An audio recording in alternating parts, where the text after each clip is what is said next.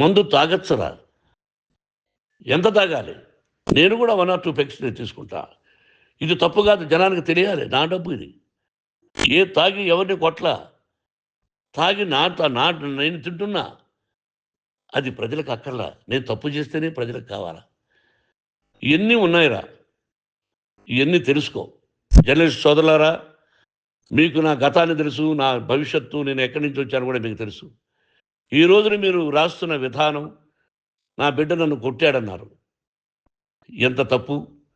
ఈ రోజున నా బిడ్డ మీద కోపంతో అవును చెప్పచ్చు, కాదు. వాడు నా మీద చెయ్యెత్తలేదు. నేను ఘర్షణ పడ్డాం. ఘర్షణ వేరు, కొట్టుకోవడం వేరు.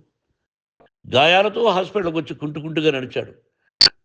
మళ్ళీ ఏమని పోలీస్ స్టేషన్కి వెళ్ళి చెప్పాడు. ఎవరో ఇద్దరున్నారు, వాళ్ళిద్దరూ నా మీద దాడి చేశారన్నాడు.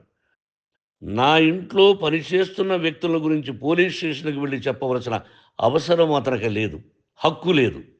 పోలీస్ డిపార్ట్మెంట్ కూడా తెలుసుకోవాల్సిన విషయం. నా ఇంట్లో ఉండే వర్కర్స్ మీద నేను కంప్లైంట్ ఇవ్వాలి.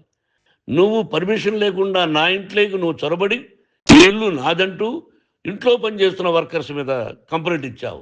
అది ఎంతవరకు పోలీసు న్యాయమో రూల్సో చూద్దాం. పోలీస్ డిపార్ట్మెంట్ ఇంటికి వచ్చింది. వాళ్ళకి రాశాను ఉత్తరం, అయ్యా నేను సీనియర్ సిటిజన్ని, నాకు రక్షణ లేకుండా ఉంది, నా బిడ్డ వల్ల నా ఇంట్లో నుంచి నా బిడ్డను పంపించేసి ఇది నా ఇల్లని.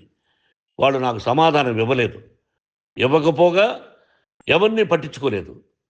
ఇప్పుడు పోలీసు వాళ్ళు వచ్చి ఏమండి రూల్స్ ప్రకారం నా బిడ్డ ఇంట్లోకి రాకూడదంటే మాకు హయ్యర్ అథారిటీ వాళ్ళు ఫోన్ చేశారు, మీరు ఎవరిని స్టాప్ చేయొద్దండి, బయట నుంచి ఎవరైనా వస్తే వాళ్ళని స్టాప్ చేయండి అన్నారు. 2 రోజుల నుంచి 10 మంది 20 మంది వస్తున్నారు. వాళ్ళు అలా చూస్తూ నిలబడ్డారు. వాళ్ళు ఫోటోలు తీసుకున్నారు, వాళ్ళ మీద మళ్ళీ వదిలేస్తున్నారు.